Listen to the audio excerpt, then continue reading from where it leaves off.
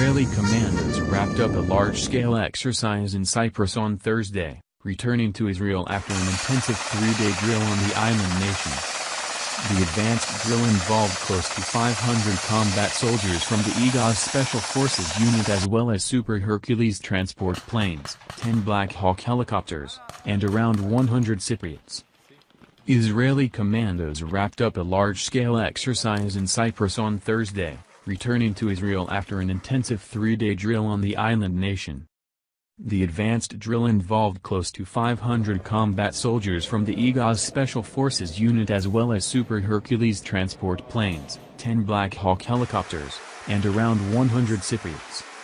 "We went to Cyprus to learn how to fight on terrain that the soldiers are not familiar with," a senior IDF officer told journalists on Thursday, adding that the two countries have shared strategic interests. Israel and Cyprus have taken part in several military drills in recent months, and Cyprus's Defense Minister Christoforos Fokades on Tuesday stated that the drill with Israel was aimed at enhanced defense cooperation which enables joint training and exercises to take place. The commandos trained on high-altitude terrain of between 1,350 and 2,000 meters, and also practiced urban combat in abandoned and semi-abandoned Cypriot villages, as well as underground and side tunnels. The world of warfare is now one of urban and underground combat. The enemy, be it Hezbollah, Hamas or Daesh, Islamic State, now fights differently and we must be properly prepared to fight them, the senior officer said. Described by him as the first of its kind and one of the largest exercises by the commandos held on foreign territory, it required the transport of a large amount of equipment using the Super Hercules planes which took off from Nevatim Air Base. A senior Air Force officer who took part in the drill said that the ability to take a significant amount of troops and equipment abroad was challenging, as a flight of an hour and a half over the ocean in a helicopter is no small challenge, he said. The drill also worked on the cooperation between the IAF and the commandos in unfamiliar terrain, including transporting soldiers at low altitude both during the day and at night.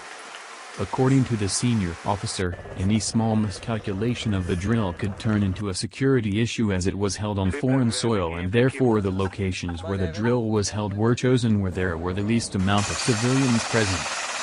The exercise was nonetheless criticized by many on Cyprus, including opposition party AKEL, the Progressive Party of Working People, which said that it was a dangerous development which risked sending the wrong message to the Arab world.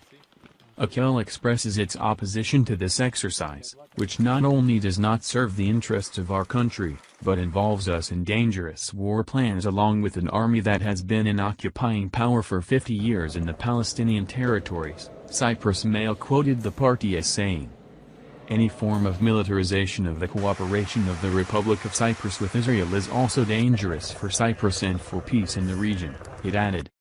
Rejecting those claims, the Cypriot Defense Ministry stated that the country was upgrading its geopolitical role as a security contributor and a factor for stability in our wider region, and that Nicosia was planning to hold joint exercises with Lebanon, Egypt, and Jordan. The signed agreements strengthen and upgrade the Republic of Cyprus, and they do not turn us against anyone, Cyprus Mail quoted the ministry as saying.